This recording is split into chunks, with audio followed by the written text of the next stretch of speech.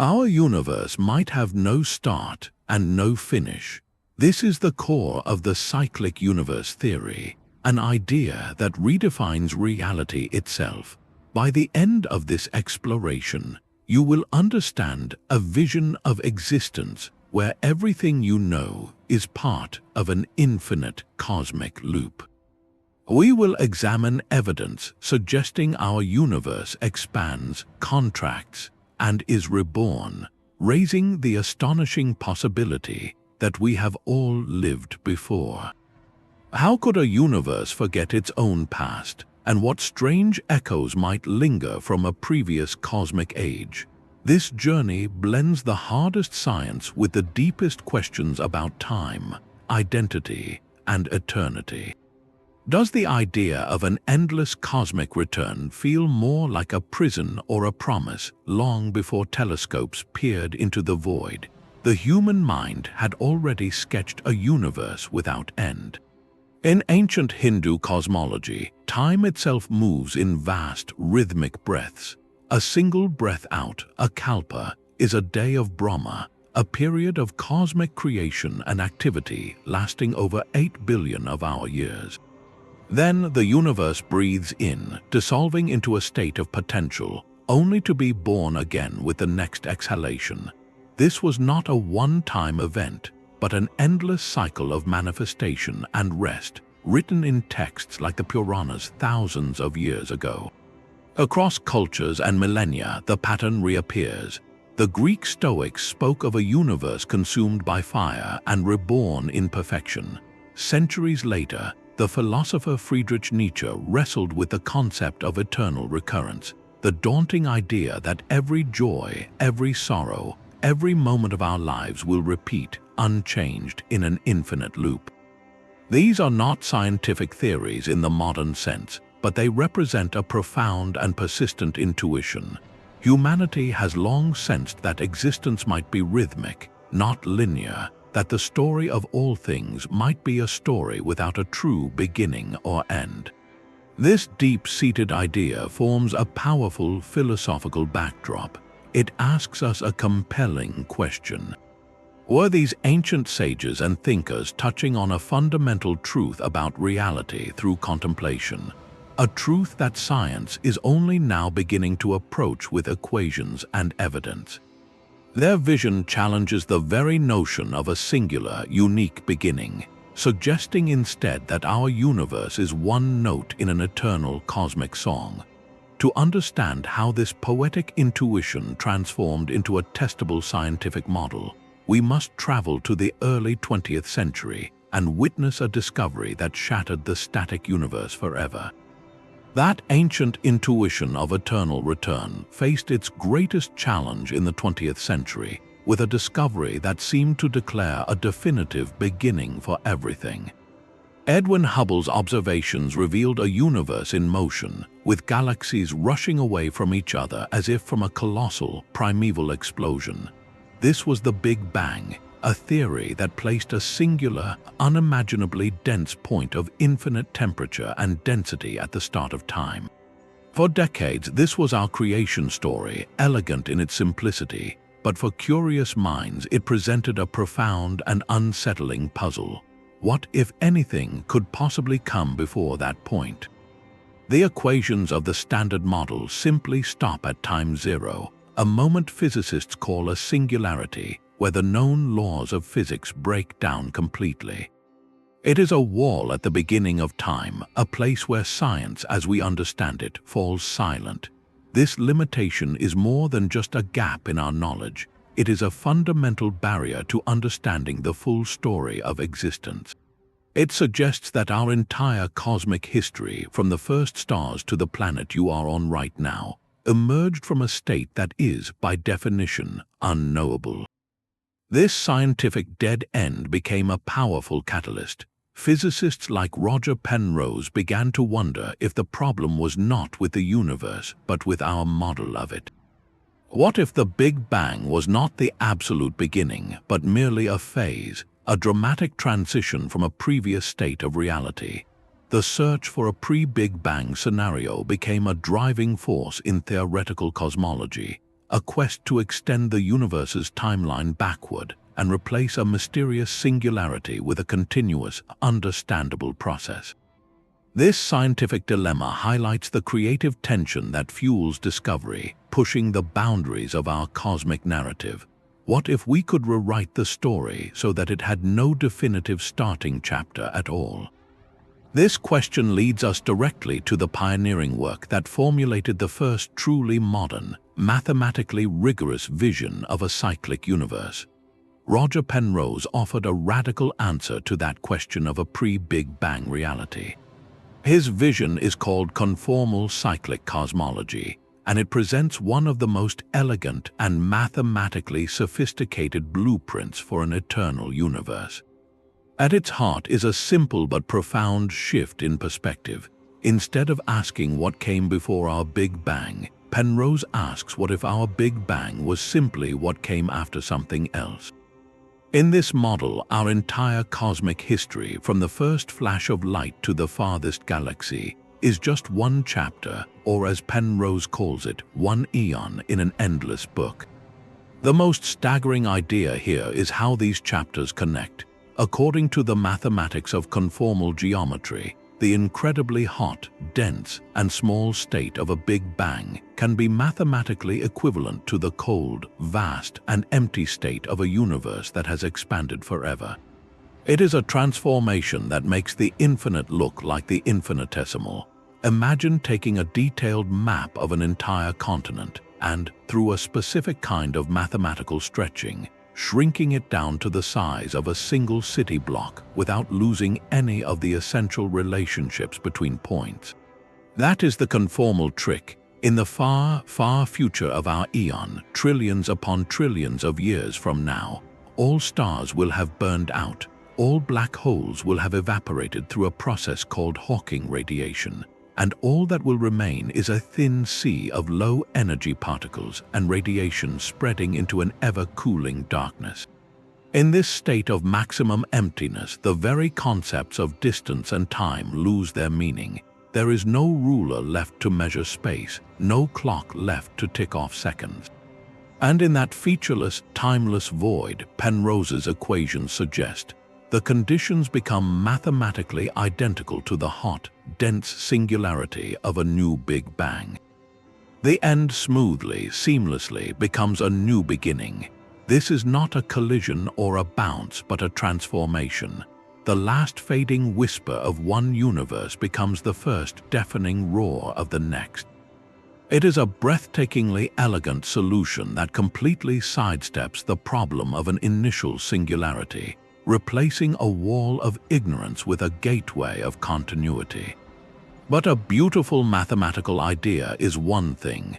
The true test of any scientific theory is evidence. Could there possibly be any trace, any fingerprint, from a universe that existed before our own, imprinted on the sky we see today? Penrose believes there is, and the hunt for that evidence takes us to the oldest light in the cosmos. The search for echoes in the cosmic microwave background is a story for another day, because there exists a completely different path to a cyclic universe, one that emerges not from the geometry of an ending but from the collision of entire realities. This is the Ekpyrotic universe scenario, a vision born from the depths of string theory. Here, our familiar three-dimensional space is not all there is. Instead, it is a vast, flexible membrane or brane floating within a higher dimensional realm. Think of our universe not as an isolated bubble, but as a single, immense page in a cosmic book, with other pages floating parallel to it in a space we cannot perceive. In this model, proposed by physicists like Paul Steinhardt and Neil Turok, the Big Bang is not an explosion from a point, but a collision. It is the moment when our brain smashes into a neighboring one in that hidden higher dimension. That unimaginable impact releases the energy that becomes all the matter and radiation we see, setting off the expansion we observe today. The universe then evolves much as we know it, with galaxies forming and stars shining, but the story does not end with endless expansion. Over an almost incomprehensible timescale, the forces that drove the Brane apart weaken, and a slow, grand contraction begins. Everything draws back together, not into a point of infinite density, but toward another inevitable rendezvous. The branes, drawn by an unseen force across the higher dimensional gap, approach each other once more, leading to another collision, another rebirth in an endless, rhythmic dance. This provides a tangible mechanism for the cycle, a cosmic engine of renewal powered by collisions in a hidden reality. But this model faces a monumental challenge, one that any theory of an eternal universe must confront. It is the problem of entropy, often described as the universe's measure of disorder, which according to all our observations only ever increases. If each cycle simply added more chaos to the cosmos, the universe would become a hotter, more disordered mess with every rebirth, and we would not see the structured, cool cosmos we inhabit today. The Ekpyrotic model proposes an elegant solution. During the long, slow contraction phase before the collision, the universe is stretched and smoothed out. This process, in a sense, resets the entropy clock. The chaos of the previous cycle is diluted and spread so thin across the contracting cosmos that when the branes collide and a new universe erupts, it begins again in a remarkably smooth, low entropy state, ready to build complexity anew. This addresses one of the deepest objections to an eternal return, suggesting a universe that can refresh itself, wiping its own slate clean in the quiet darkness before the next great collision. This presents a formidable puzzle for any eternal universe. Picture a brand new deck of cards, perfectly ordered by suit and number. Now shuffle it once. The order is gone, replaced by a new, random arrangement. Shuffle it 1,000 times, 1,000,000 times. With every shuffle, the deck moves further from its original pristine state, and the chance of it ever returning to that exact starting order becomes impossibly small. This is the essence of the second law of thermodynamics, one of the most unbreakable rules in all of physics. It states that entropy, a measure of disorder or randomness, always increases in a closed system. Milk mixes into coffee, ice cubes melt in a glass, and structures eventually break down. The universe, it seems, is on a one-way trip from order to chaos. For a cyclic model, this law becomes a devastating critique. If our universe is just one in an endless series, then each new cycle would inherit all the accumulated disorder, the entropy, from the one before it. Over an infinite number of cycles, the cosmos should have reached a state of maximum entropy eons ago, a featureless, lukewarm soup where no stars could form, no planets could coalesce, and certainly no life could ever emerge. The fact that we observe a universe of breathtaking structure and complexity, from swirling galaxies to the delicate machinery of a single cell, seems to scream that we are in the first and only cycle, not the latest link in an infinite chain. This is the entropy problem, and for decades it was seen as the definitive argument against an eternal return. Yet, physicists proposing cyclic models are not blind to this challenge. They offer a fascinating counterargument. What if, at the moment of transition from one cycle to the next, the universe undergoes a transformation so profound that it effectively resets the entropy counter? In Roger Penrose's Conformal cyclic cosmology, the answer lies in the nature of the universe's end state. When all matter has dissolved into radiation and particles are spread across an infinite, cold void, the very concepts of scale and temperature lose their meaning. In this strange, timeless state, the universe is reborn not from a hot, dense, low entropy point, but from a cold, vast, high entropy one that has been mathematically stretched and reconfigured. It is as if, at the moment of renewal, the universe forgets how messy it was because the old definition of messy no longer applies.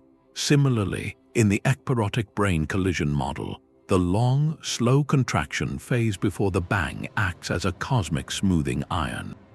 As the universe contracts over an unimaginably long period, it is stretched and flattened, diluting the clumps and irregularities, the pockets of high entropy from the previous cycle. By the time the branes collide, the resulting new universe emerges in a remarkably smooth, low entropy state, ready to begin building complexity all over again. The disorder isn't destroyed, but it is spread so unimaginably thin across the fabric of the contracting cosmos that the new cycle starts with a clean, or nearly clean, slate. This deep conundrum forces us to ask not just about the mechanics of a cycle, but about the fundamental geometry of reality itself. Can the shape of space-time provide a backdoor, a way for the universe to shed its accumulated history and begin anew? The answer may lie in the curvature of the cosmos, a subtle feature imprinted on the oldest light we can see. The discovery of dark energy shattered a fundamental assumption about our cosmic fate. For most of the 20th century, astronomers believed the universe's expansion was gradually slowing down, pulled back by the collective gravity of all matter. Then, in the late 1990s, two independent teams studying distant supernova made a startling announcement. The expansion was not slowing at all. It was speeding up. Some unseen force, now called dark energy, was pushing space itself apart at an ever-increasing rate. This was not a gentle nudge, but a relentless pressure embedded in the fabric of reality. For the standard Big Bang model, this painted a lonely and desolate future, a universe destined to expand forever into cold, dark isolation. But for some architects of cyclic models like Paul Steinhardt and Neil Turok, this discovery was not an end but a beginning. They saw in dark energy not a destroyer but a cosmic janitor, a crucial piece of machinery in the eternal cycle. Here is how it might work. In the revised Ekpyrotic model, dark energy becomes the dominant force in the universe's far future. It drives a phase of near-exponential expansion, so powerful and rapid that it stretches the very fabric of space to an extreme degree. Imagine taking a drop of ink and placing it in an ocean that is suddenly growing at an impossible speed. The ink would be diluted beyond detection, its molecules scattered so far apart they could never find each other again. Dark energy would do this to everything. Galaxies would be torn beyond the cosmic horizon, their stars lost to each other forever. Black holes, the most durable structures, would slowly evaporate through Hawking radiation. Eventually, even fundamental particles might be pulled apart, leaving behind a universe that is almost perfectly empty, smooth, and cold. This is the ultimate cosmic reset. In this vast, featureless void, the concept of entropy, of disorder, loses its grip. There is simply nothing left to be disordered. The slate is wiped clean, not by erasing the past, but by stretching its remnants into irrelevance. This empty, low-entropy state becomes the perfect prelude to the next collision of branes, the next Big Bang. In this view, dark energy transforms from a mysterious puzzle into an essential component. It is the force that prepares the stage, sweeping away the debris of the old cycle, so the new one can begin with the smooth, uniform conditions we observe in our own universe's infancy. This elegant twist raises a profound and testable question. If our universe underwent such a dramatic reset phase, could any trace of the previous cycle possibly survive? Could there be a faint imprint, a scar on the newborn cosmos that whispers of a time before our own? The search for that whisper leads us directly to the oldest picture we have of the universe, a snapshot from its very first moments. That oldest picture of the universe is known as the cosmic microwave background. It is a faint, cold glow of radiation that fills every corner of the sky, a snapshot taken when the cosmos was a mere 380,000 years old.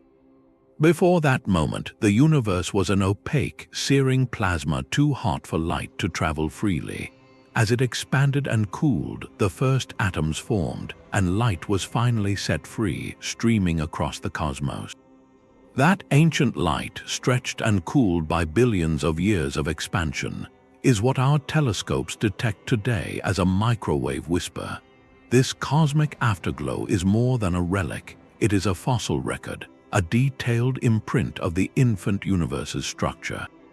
Tiny variations in its temperature, mere millionths of a degree, map the seeds from which all galaxies and clusters would eventually grow. For most cosmologists, it is the ultimate confirmation of the standard Big Bang story. But for Roger Penrose, it is also the one place where a previous universe might have left a faint signature. His team has analyzed data from satellites like WMAP and Planck, meticulously searching this cosmic fossil for anomalies. They claim to have found something extraordinary, patterns that do not fit the standard story. Scattered across the sky are what they call Hawking points, concentric rings of slightly lower temperature variation. Penrose interprets these not as random noise, but as the imprints of unimaginably powerful events from a time before our own. The theory suggests they are the gravitational wave echoes of collisions between supermassive black holes in the previous eon. In the final moments of that prior universe, as all matter evaporated, these titanic collisions would have released bursts of energy. According to the mathematics of conformal cyclic cosmology, that energy could have crossed the boundary, the conformal bridge between cycles, and imprinted itself as a faint, circular ripple on the newborn fabric of our own cosmos. It is a staggering proposition that the death throes of monsters from a forgotten reality could have written their epitaph on the first light of ours. This claim, however, is one of the most hotly debated topics in modern cosmology. Many other research groups have analyzed the same data and concluded that these concentric circles are exactly what you would expect to find from random statistical fluctuations. The cosmic microwave background is by its nature a map of subtle variations, and finding apparent patterns within that noise is a known statistical pitfall. Critics argue that with enough searching, you can always find shapes that look significant, like seeing faces in clouds. They maintain there is no need to invoke a fantastical pre-Big Bang universe to explain what the standard model of cosmic inflation already accounts for with remarkable precision. This intense debate is not a weakness of science, but its greatest strength. It is the rigorous, often contentious process through which extraordinary claims are tested. The very fact that scientists can argue over the meaning of whispers from the dawn of time shows how far our quest for understanding has come. If these imprints are real, what could they possibly tell us? They would be more than just proof of a cycle. They would be a fragmented message. The size and distribution of these Hawking points could, in theory, reveal clues about the architecture of the previous universe. Were its galaxies arranged similarly to our own?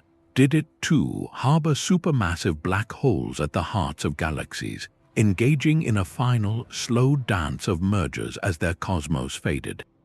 This leads to a profoundly speculative yet captivating idea, the notion of cosmic memory. If information, in the form of energy or pattern, can survive the transition between eons, then our universe may not be a complete tabula rasa. It might carry faint, encrypted fragments of a history that is not our own, a kind of inheritance written into the geometry of space itself. We are left to wonder if the large-scale structure we see today, the great cosmic web of galaxies, was subtly influenced by the ghostly architecture of a world that came before. The debate over cosmic echoes leads us to a question far more personal than any imprint on ancient light. If the physics suggests a universe reborn, what does that imply for the lives unfolding within it? This is where science meets philosophy and the conversation turns inward. A truly cyclic cosmos, one where the same physical laws and initial conditions replay across eternity, presents the staggering possibility of eternal recurrence. It is the idea that every moment of your life, from your greatest triumph to your most quiet sorrow, has happened an infinite number of times before and will happen an infinite number of times again. You are, in this view, not just living your story, but reliving it on a loop as vast as existence itself. This is not a new scientific hypothesis, but an ancient philosophical challenge. The German thinker Friedrich Nietzsche presented it not as a proven fact, but as the ultimate thought experiment, a litmus test for how one views existence. He asked, what if a demon whispered to you that this life, exactly as you have lived it, will return to you endlessly? Would you react with despair, crushed by the weight of infinite repetition, or would you respond with a joyful affirmation, a declaration that you would wish for nothing more? For Nietzsche, embracing this idea meant loving life so completely that you would choose its every detail, even its hardships, again and again. It transforms how we value our present actions. If this moment is not a singular, fleeting event lost to time, but a note in an eternal symphony, does it gain weight or lose its preciousness? It forces a confrontation with the nature of our choices. Are we exercising genuine free will, authoring a unique narrative, or are we merely following a script written into the fundamental code of a recurring cosmos? The cyclic universe theory, in its most literal interpretation, suggests we might be actors in a play performed on an endless loop, with each cycle resetting the stage to the same opening scene. Yet, most scientific cyclic models offer a crucial nuance that changes everything. They do not propose identical repetition. In both Penrose's conformal cosmology and the Ekpyrotic Brane model, each new cycle, while following the same fundamental laws, begins with a slightly different arrangement. Quantum fluctuations, those random, tiny variations at the smallest scales, would not replay the same way twice. In one universe, a specific star might form, in the next, it might not. Over the vast expansion of a cycle, these microscopic differences snowball into entirely new cosmic histories. This means that while the universe as a whole is eternal, your specific life, with its exact sequence of memories and choices, is almost certainly unique. The cycle guarantees renewal but not repetition. This distinction is profoundly liberating. It preserves the scientific insight of an eternal cosmos while safeguarding the personal sense of a singular journey. Our lives are not reruns but original broadcasts in an endless series, each shaped by the beautiful, unpredictable roll of quantum dice. This blending of eternal return with endless novelty leads us to the most intimate implication of all. If we are not repeating, could we somehow be connected? That question of connection across cycles is perhaps the most dizzying one of all. It leads us directly to the most provocative interpretation of the entire theory, the suggestion that we have all lived before. This is not a claim about souls or spiritual reincarnation, but a stark, logical possibility that emerges from the mathematics of an eternal cosmos. If the universe truly cycles through an endless series of births and deaths, and if the fundamental laws of physics and the constants of nature are reset in each new chapter, then the conditions that led to our existence here and now could, in principle, arise again. In a cosmos with infinite time and a finite number of possible arrangements of matter and energy, probability suggests that every possible configuration must eventually recur. Not just once, but an infinite number of times. This includes the exact arrangement of atoms that constitutes your body, your brain, your memories, and the entire world you perceive around you. A version of you, indistinguishable from the one listening right now, would, by this reasoning, inevitably come into being again in some future cycle. The implications are staggering. It means the story of your life, with all its unique joys and challenges, might not be a singular performance in a one-time show. It could be a play performed on an endless loop across the vast stage of eternity. This idea forces us to confront the very nature of identity and consciousness. If a perfect copy of you emerges in a future universe with all your memories intact, believing itself to be you, Is it truly you? Or is it merely an identical twin separated by an ocean of time and space, a separate consciousness that just happens to share your exact history? Philosophers call this the problem of psychological continuity. Without a direct, unbroken thread of experience linking one instance to the next, most would argue it is not the same self, but a new one that has been perfectly replicated. The you of this cycle experiences this moment, and then that consciousness ends. The you of a future cycle would wake into existence with the memory of having lived your entire life up to this point, but it would be experiencing its own first moment of awareness in its own new reality. This distinction is crucial. It separates the scientific speculation of recurrence from spiritual concepts of an enduring self. Yet, even with that distinction, the idea remains profoundly unsettling, or perhaps profoundly comforting. It suggests that nothing is ever truly lost in an eternal cosmos. Every beautiful moment, every act of kindness, every great discovery is not erased by time, but preserved in the infinite library of possible realities, waiting to be checked out again. For this to be even remotely possible, however, requires a universe that is incredibly fine-tuned for life in the first place. It hinges on the precise values of the fundamental constants that govern reality. The strength of gravity, the charge of an electron, the force that holds atomic nuclei together, these are not predicted by theory. They are numbers we measure, and they appear to be exquisitely balanced. If gravity were slightly stronger, the universe would have collapsed back on itself long before stars formed. If the nuclear force were slightly weaker, hydrogen would never fuse into helium, and there would be no starlight at all. This delicate balance, known as the fine-tuning problem, is what allows for the complexity that leads to planets and people. In a cyclic model, these constants would need to be reset to nearly identical values in each new cycle for anything resembling our world to reappear. Some theories suggest they are locked in by the physics of the transition itself, an inherent part of the cosmic reset. Others propose they could vary slightly each time, leading to universes that are wildly different, where life as we know it is impossible. This uncertainty leaves the question of our recurrence hanging in a fascinating limbo. It is a possibility, not a certainty, a ghost in the equations of eternity. This delicate balance of the cosmos is not just a fortunate fact, it is a profound mystery. Why does our universe possess a set of rules so perfectly calibrated for complexity? The strength of gravity, the mass of an electron, the precise value of the cosmological constant that drives dark energy, each of these fundamental numbers appears to be set with almost impossible precision.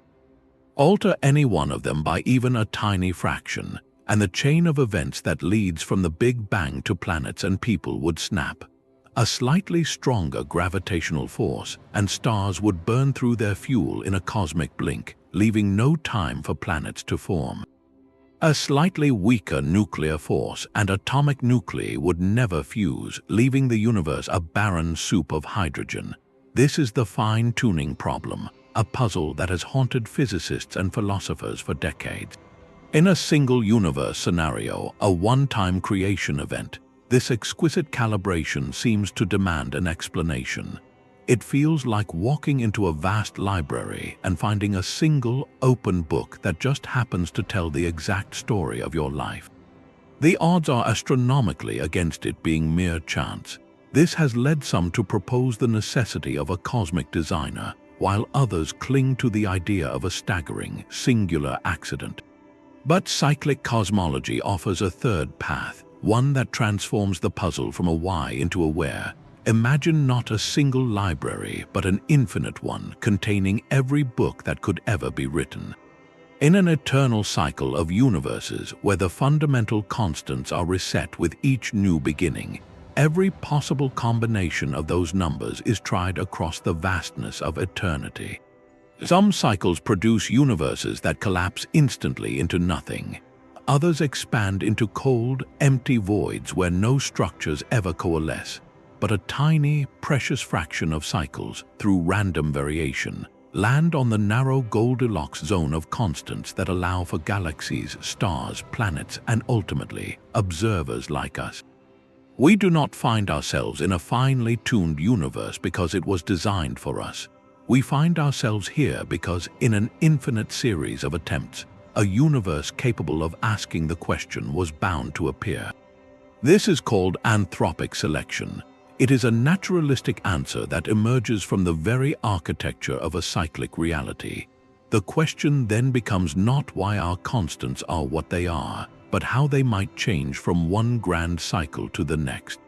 This leads physicists to a fascinating concept known as the landscape of possibilities. Picture not a dial with a single setting, but a vast, rolling terrain of mountains and valleys. Each valley represents a stable configuration of the universe's laws, a possible set of constants that could define a cosmic cycle. The transition from one cycle to the next might be like a ball rolling across this landscape, coming to rest in a new valley each time, defining a new set of physical rules for the universe that follows. In some models, like certain versions of string theory, this landscape is unimaginably vast, containing perhaps 10 to the power of 500 different possible valleys, each a different universe with different physics. Our cycle, then, is simply one point in this endless terrain. This perspective is powerful because it turns a philosophical head-scratcher into a potentially testable scientific idea. If a future theory could predict the rules governing how constants shift across cycles, we might find clues in our own universe, subtle signatures that hint at the neighboring valleys in the cosmic landscape. The fine-tuning problem, instead of being a wall, becomes a window into the deeper structure of a reality without end. The idea of an endless cosmic library shifts our perspective from a single story to an infinite collection of them. This brings us to one of the most profound concepts in modern theoretical physics, the landscape of vacua. In string theory, the fundamental building blocks of reality are not point-like particles, but unimaginably tiny, vibrating strings. The properties of these strings, and thus the laws of physics they produce, depend critically on how the extra dimensions predicted by the theory are shaped and stabilized. Think of these possible configurations as different rooms in a cosmic mansion, each with its own unique architecture that dictates the rules inside. Some rooms might have 3 dimensions of space like ours, others might have 4, 5, or more. Some might allow for the existence of electrons and quarks, while others give rise to completely different particles and forces. This collection of all possible stable rooms is the landscape, a vast, perhaps infinite, terrain of potential realities. Our universe, with its specific set of constants and laws, is simply one room in this inconceivably vast mansion. Now weave this into a cyclic model. Imagine that the transition between cosmic cycles, whether it is a Brane collision or a conformal reset, is like a grand cosmic dice roll. With each new beginning, the universe does not simply reboot into the same configuration. Instead, it might land in a different valley of this landscape. One cycle could produce a universe with 4 fundamental forces and the familiar particles we know. The very next cycle might yield a reality with only 2 forces, where gravity is 100 times stronger and stars are impossible. The cycle after that could unfold in a space with 7 extended dimensions, where the geometry of reality is something our 3-dimensional minds could scarcely picture. This means that while the overarching process of cosmic birth, evolution, and renewal is eternal, the content of each chapter is not guaranteed to be the same. Our cycle, with its delicate balance for life, is not the destined outcome of every cycle, but a rare and precious roll of the cosmic dice. This introduces a breathtaking layer of diversity to the narrative of eternity. The recurrence of an identical you, with your exact memories and experiences, becomes astronomically unlikely because the underlying laws that built you would be different almost every time. Instead of an endless rerun, the cosmos becomes an endless exploration, an infinite festival of possible realities. Each cycle is a unique experiment in physics, a new set of rules playing out across billions of years. Some cycles are silent and dark, ending before anything complex can form. Others might blaze with structures and phenomena beyond our wildest imagination. This transforms the cyclic universe from a potential prison of repetition into a theater of infinite novelty. Yet, it raises a question that probes the very limits of physics.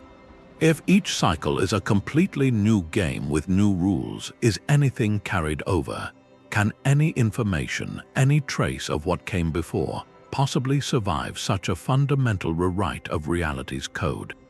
This question of cosmic memory touches on one of the deepest and most contentious principles in all of science. The final evaporation of a black hole presents one of the deepest paradoxes in physics. According to Stephen Hawking's groundbreaking work, black holes are not perfectly black. They slowly leak a faint glow of radiation, losing mass over unimaginable timescales until they finally vanish. This process, Hawking radiation, seems to erase information forever. Think of it this way: if you throw a book into a fire, the information is not truly lost. The ash and smoke still contain the physical record of those molecules, scrambled beyond recovery but preserved in principle. Quantum mechanics insists that information, like the identity of the particles that fell in, can never be completely destroyed, only transformed. But a black hole's disappearance appears to violate this sacred rule, creating an information paradox that has divided physicists for decades. For a cyclic universe, this paradox transforms into a breathtaking possibility. What if the information is not lost but simply transferred? In Roger Penrose's Conformal cyclic cosmology, the final moments of a cosmic cycle see the last black holes evaporating, releasing their trapped information as a burst of energy into the cold, empty universe. As that universe reaches its conformal boundary, that energy, carrying the scrambled story of everything that ever fell into those black holes, could cross over. It might imprint itself as faint, intricate patterns on the newborn cosmic microwave background of the next eon. In this view, black holes are not cosmic shredders but cosmic archivists. They do not destroy the story, they encode it. Every star that was consumed, every planet that crossed the event horizon, every bit of data from an entire universe's history could, in theory, be etched onto the fabric of the next. This provides a potential mechanism for cosmic memory, a thread of continuity woven from the most destructive objects in existence. The information would be hopelessly scrambled, like taking every library on Earth, burning it to ash, mixing that ash into the concrete of a new foundation, and then trying to read a specific novel from the mineral patterns in the stone. The record is there, but it is encrypted beyond any conceivable decryption. Yet, its mere existence would be profound. It would mean our universe is built, in part, on the ghostly remains of another. This leads to a fascinating, almost philosophical question. If one cycle can pass information to the next, however scrambled, does the universe, in some abstract sense, learn from its past? Could certain patterns, certain solutions to the complex equations of structure formation, be subtly favored over countless cycles, leading to universes that grow increasingly adept at building complexity? This is pure speculation, but it reframes the cosmic story from a series of disconnected reboots into a grand, slow evolution across eternity. The ultimate fate of all structures, from stars to galaxies, is to be drawn into these gravitational tombs, their stories locked away, only to be whispered back into existence at the dawn of a new reality. The fate of information across cycles hinges on the ultimate destiny of the cosmos itself. For much of the 20th century, cosmology presented us with two starkly different endings. The first is the heat death, a slow, cold fade into oblivion. In this scenario, dark energy continues to accelerate the universe's expansion forever. Galaxies are pulled beyond the cosmic horizon, stars burn out, black holes evaporate, and all that remains is a thin, ever-cooling sea of particles and radiation, spread so thinly that no new structure can ever form again. It is a universe that runs down like an unwound clock, reaching a state of maximum entropy where nothing ever happens for an eternity. The second classical ending is the Big Crunch. Here, the collective gravity of all matter in the cosmos is strong enough to eventually overcome the expansion. The universe stops growing, then begins to contract. Galaxies rush together, the temperature soars, and all structure is ripped apart as everything is pulled back toward a single point of infinite density, a mirror image of the Big Bang in reverse. This fiery, dramatic collapse was long seen as the necessary precursor for any cyclic model, the crunch that could set the stage for a bounce into a new beginning. The appeal is intuitive, a cosmic pendulum swinging between expansion and contraction. But modern physics reveals a profound problem with this simple picture. A universe collapsing into a big crunch would not be a smooth, orderly return to a pristine state. Instead, it would become a chaotic, turbulent mess. Clumps of matter would collide, black holes would merge, and entropy would skyrocket. By the time it reached the moment of the bounce, the universe would be in a state of unimaginable disorder, making it extremely difficult to explain how a new, smooth, low-entropy universe like our own could possibly emerge from the other side. This is why many contemporary cyclic theories have taken a different path. They harness the power of dark energy, not gravity, to prepare the stage. In these models, the accelerated expansion driven by dark energy is not a one-way trip to oblivion, but a cosmic reset button. It stretches the universe into a vast, cold, nearly empty void, a state so smooth and featureless that it is mathematically akin to a blank slate. From this profound emptiness, the theory suggests, a new hot, dense phase can naturally emerge through a quantum bridge, a transition that avoids the messy chaos of a traditional crunch altogether. This pivot from maximum expansion to a new beginning is the heart of the mystery. What physical mechanism could possibly orchestrate such a turnaround? The answer lies in a realm where our current laws of physics break down completely, the frontier of quantum gravity. At the scales of the entire universe at its moment of transition, the wild, probabilistic rules of quantum mechanics must merge with the large-scale geometry of general relativity. In this domain, the very concepts of before and after may become fluid. A quantum bounce could allow the universe to tunnel from a state of vast emptiness into a state of hot, dense creation, not through a violent collapse, but through a graceful leap across a forbidden zone in the landscape of possible realities. Understanding this moment is the grand challenge, the key that would unlock the final chapter and the first of the eternal story. That final leap from a fading cosmos to a new beginning requires a new kind of physics. We have reached the point where our most trusted map of reality, Einstein's theory of general relativity, begins to fray at the edges. It describes the cosmos beautifully on large scales, but at the extreme densities presumed at the moment of transition, where all of existence is compressed into a volume smaller than an atom, its equations yield nonsensical answers, points of infinite density called singularities. This is a sign that we are missing a crucial piece of the puzzle. To describe the bounce, the actual turning point of the cycle, we need a theory that marries the vast scope of gravity with the bizarre, probabilistic rules of the quantum world. This sought-after framework is known as quantum gravity, and while we do not yet have a complete version, several promising candidates offer a glimpse of how the cosmic reset might work. One leading approach is called loop quantum gravity. In this view, space itself is not a smooth, continuous backdrop, but is woven from tiny, indivisible loops, a fabric of space-time with a finite, granular structure.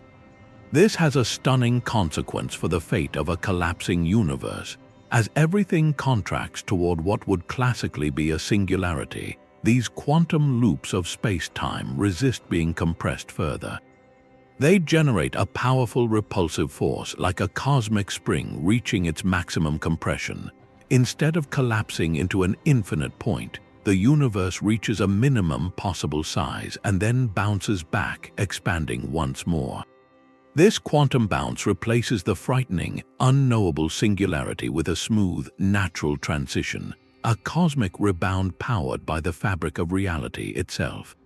String theory, another candidate for quantum gravity, paints a different but equally elegant picture. Recall the Ekpyrotic model, where our universe is a three-dimensional brane floating in a higher dimensional space. In this framework, the bounce is not a rebound in our familiar dimensions, but a collision. Our brane and a parallel one are drawn together across the hidden dimensional gap. When they meet, the immense kinetic energy of the collision is transformed into the hot, dense plasma of a new Big Bang. The universe then expands, the branes drift apart, and are eventually pulled back for another encounter in an eternal, rhythmic dance. Here, the bounce is an event in a grander, hidden reality.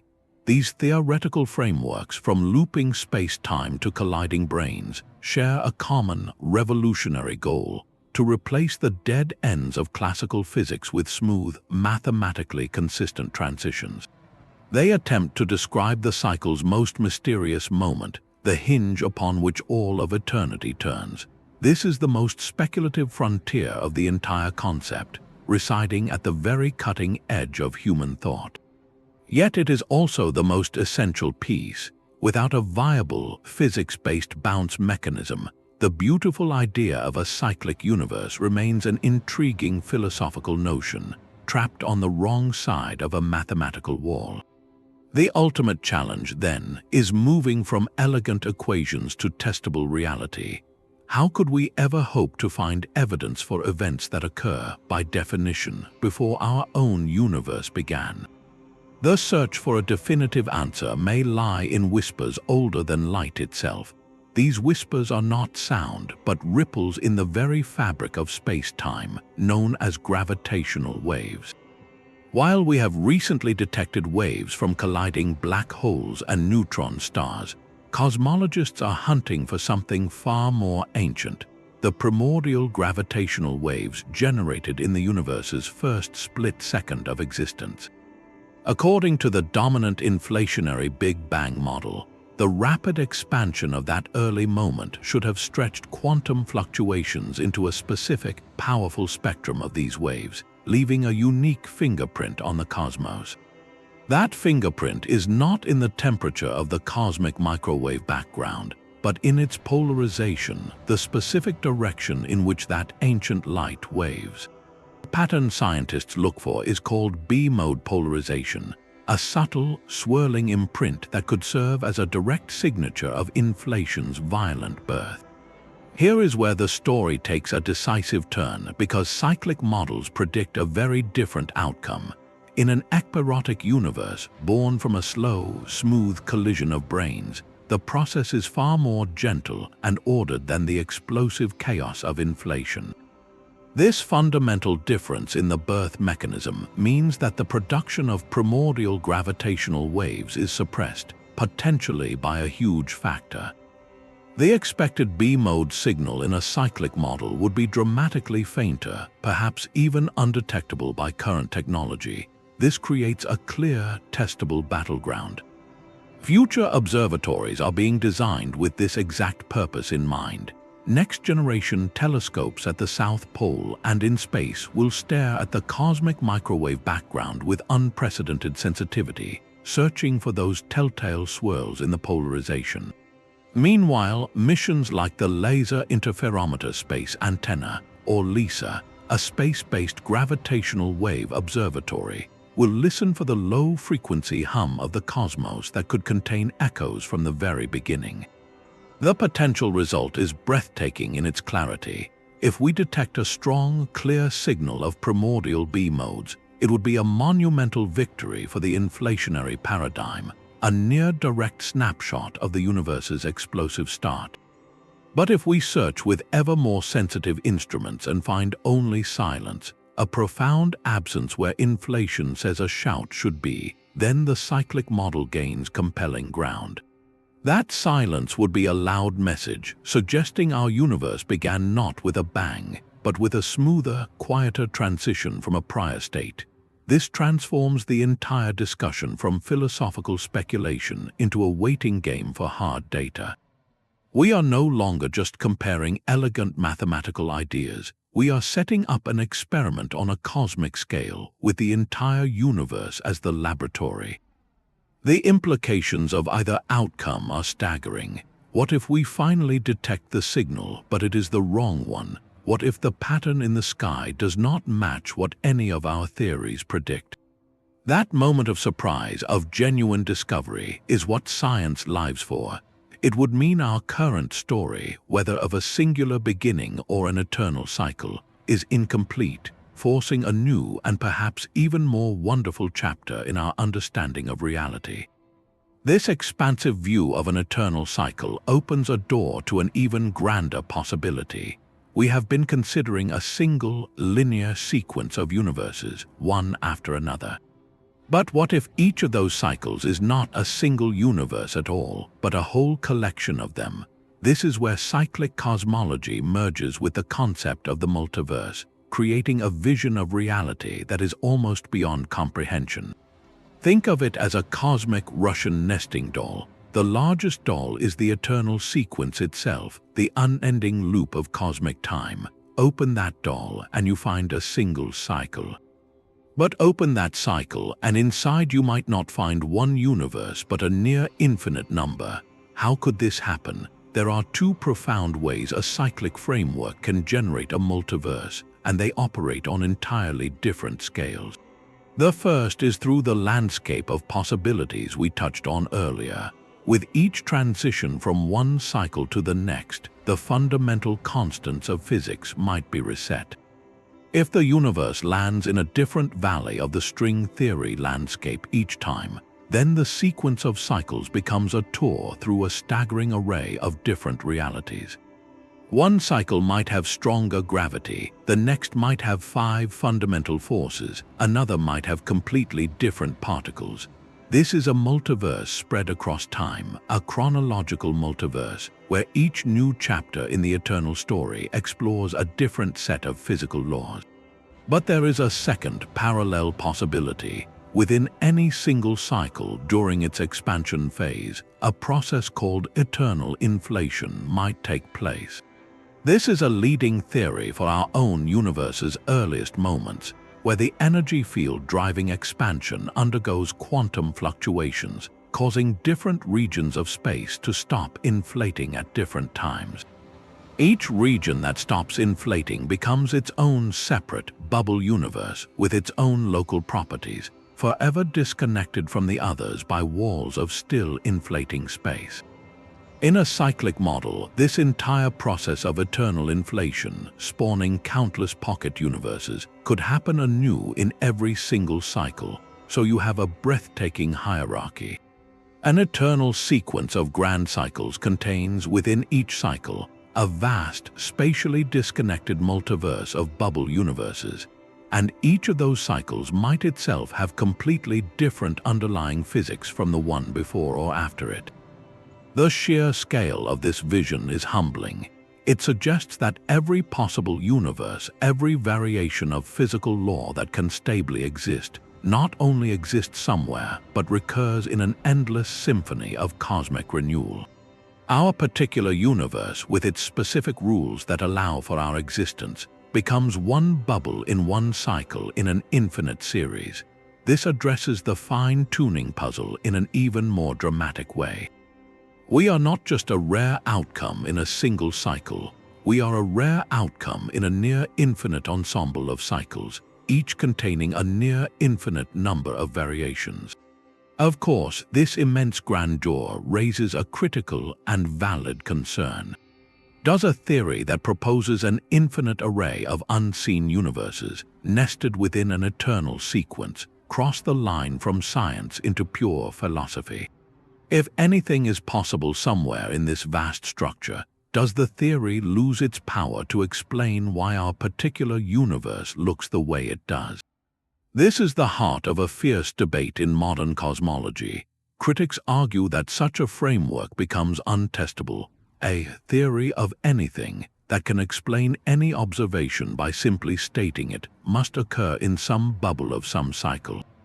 Proponents counter that the real test lies not in cataloging every possible universe, but in the mechanism of the cycle itself. The bounce, the transition from dark energy-dominated emptiness to a new hot beginning, makes specific, testable predictions. It predicts the absence of a strong primordial gravitational wave signal. It predicts a specific kind of smoothness in the early universe. These are concrete, falsifiable claims about our observable cosmos. The multiverse aspect, they argue, is a consequence of the theory's framework, not its core predictive engine. It is the difference between the rules of a game and all the possible games that can be played with those rules. We are trying to discern the rules from the one game we can observe. This tension lies at the frontier of science, where the drive to understand the ultimate nature of reality pushes against the rigorous need for testable evidence. It forces us to ask a fundamental question about our quest for knowledge. The most formidable challenge to this entire edifice remains the relentless arrow of time. Sean Carroll, a prominent theoretical physicist, has been a leading voice in highlighting why cyclic models face what many consider an insurmountable obstacle: the second law of thermodynamics. The core argument is devastating in its simplicity. If our universe is merely the latest in an infinite series, it should have inherited all the accumulated disorder, the entropy, from the cycle that came before.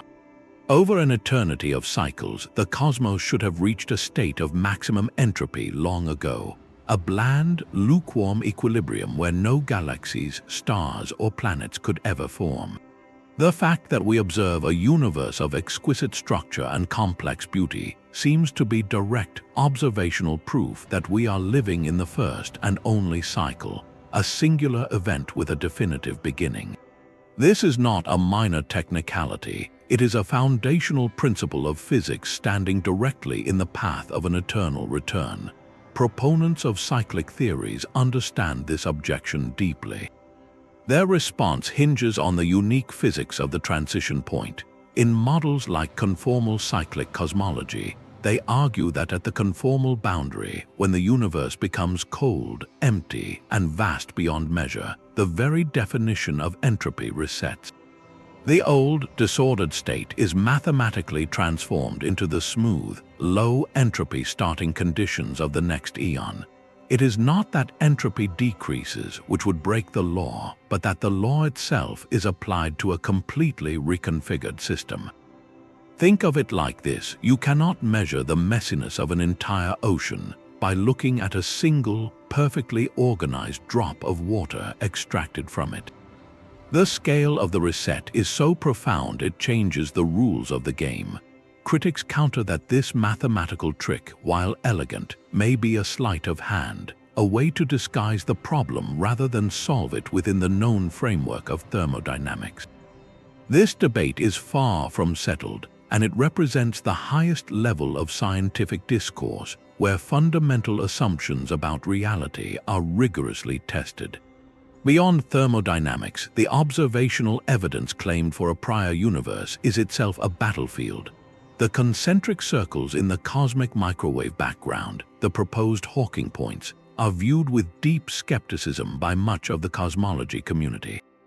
Independent analyses of the same satellite data have repeatedly concluded that these patterns are fully consistent with random statistical noise. The cosmic microwave background is inherently a map of tiny fluctuations, and finding shapes that resemble circles within it is, statistically speaking, not unusual. It is a classic case of pareidolia, the human tendency to see meaningful patterns in random data, like finding a face in the clouds. For many scientists, invoking a pre-Big Bang universe to explain these features is an unnecessary complication when the standard model of inflation explains the CMB's properties with stunning accuracy. This touches on a key scientific principle called Occam's razor. the idea that the simplest explanation, the one with the fewest assumptions, is often preferable. From this viewpoint, inflation is the simpler, more predictive theory, while cyclic models introduce additional layers of complexity, like extra dimensions or conformal resets, without delivering clearer, more definitive predictions that we can go out and test. This leads to perhaps the most practical criticism, the charge of non-falsifiability. Some detractors argue that key events in cyclic models, particularly the bounce or transition mechanism, are pushed into a regime that is fundamentally unobservable. If the most important moment, the hinge of the entire cycle, occurs in a state where our known laws of physics break down, shielded from any possible observation, then can the theory ever be truly tested? A theory that can explain any possible outcome by adjusting its unseen mechanisms risks moving from science into the realm of philosophical speculation. Proponents strongly dispute this, pointing to the concrete predictions their models do make. The starkest example is the predicted absence of a strong primordial gravitational wave signal. If future observatories, after exhaustive searches, find only silence where inflation predicts a shout, that would be a powerful, falsifiable result in favor of a smoother, cyclic beginning. The test is not about seeing the bounce itself, but about detecting its unique fingerprint, or lack thereof, on the universe we can observe. The strength of cyclic cosmology lies in this bold gamble, staking its credibility on a specific, verifiable outcome. Understanding these fierce criticisms is not a sign of the theory's weakness, but a testament to its place at the cutting edge. It is engaged in the essential, rigorous conflict of ideas that defines true scientific progress. To evaluate its potential, we must now listen to how its architects defend their vision against these weighty and legitimate concerns. The architects of these cosmic cycles are not passive in the face of such powerful critiques. They have engaged directly with the challenges, refining their models into more sophisticated and resilient frameworks. To confront the entropy problem, theorists like Paul Steinhardt and Neil Turok have leaned into the very force that once seemed to spell eternal isolation. They argue that dark energy, in its final dominant phase, is not the end of the story but the essential prelude to renewal. That period of near exponential expansion does more than just push galaxies apart. It acts as a cosmic dilution mechanism of unimaginable power. It stretches the universe so thin, smoothing out every lump and irregularity, that the accumulated disorder of the previous cycle is rendered irrelevant. The high entropy state is not destroyed, but its influence is stretched across an infinite canvas, allowing the next cycle to begin with the smooth, low entropy conditions we observe. It is a cosmic reset achieved not by reversing time's arrow, but by leveraging its ultimate consequence. Simultaneously, the mathematical heart of the bounce has been a focus of intense development.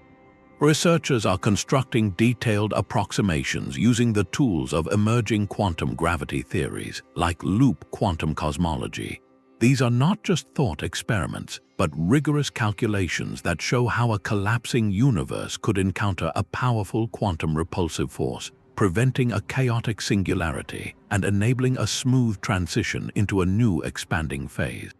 The goal is to replace the mysterious wall at the beginning of time with a well-defined physical process, a bridge built from the granular structure of space-time itself. On the observational front, the search has broadened significantly.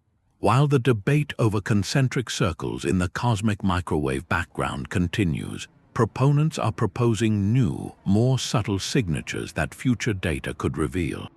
One promising avenue is the large-scale structure of the universe, the specific patterns in how galaxies are clustered across billions of light years. A cyclic model might leave a faint statistical fingerprint in this cosmic web, a telltale sign of a pre-bang smoothing phase that differs from the predictions of standard inflation. Another target is the stochastic gravitational wave background, a faint hum of ripples in space-time from countless ancient events.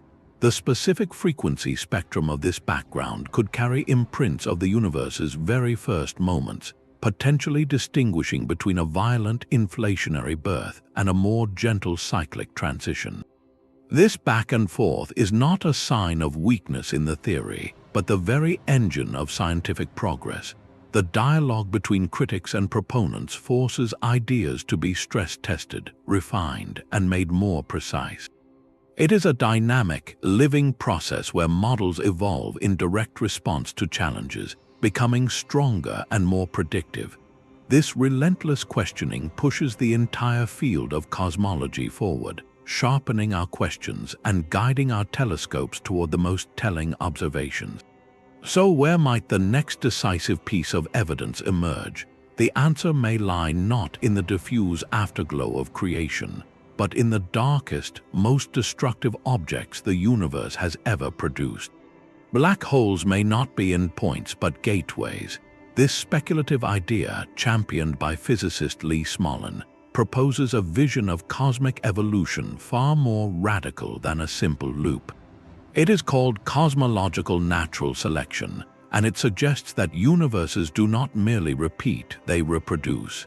In this breathtaking scenario, when a star collapses to form a black hole, the extreme conditions at its singularity do not simply crush matter into oblivion. Instead, they might trigger the birth of an entirely new universe, budding off into its own separate reality, hidden forever from the parent cosmos that spawned it. Our universe, in this view, could be one such offspring, born from the heart of a black hole in a grander, ancestral cosmos. This transforms the cosmic story from a single, eternal cycle into a branching tree of lineages, a vast and growing family of universes, each with its own unique history. The mechanism hinges on the profound mystery of the singularity, that point of infinite density where our current laws of physics fail. Smolin suggests that in that moment of failure, new physics takes over, allowing space-time to be reborn with a new set of expansion parameters. Crucially, these parameters, the fundamental constants like the strength of gravity or the mass of an electron, would not be random. They would be slightly mutated versions of the constants in the parent universe. This introduces the powerful engine of Darwinian selection into the cosmos.